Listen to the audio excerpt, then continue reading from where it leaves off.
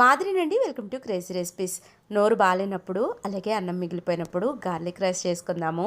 5 ఎండుమిరపకాయలని వేడి నీళ్ళలోకి ఒక 10 నిమిషాల పాటు నానబెడదాము.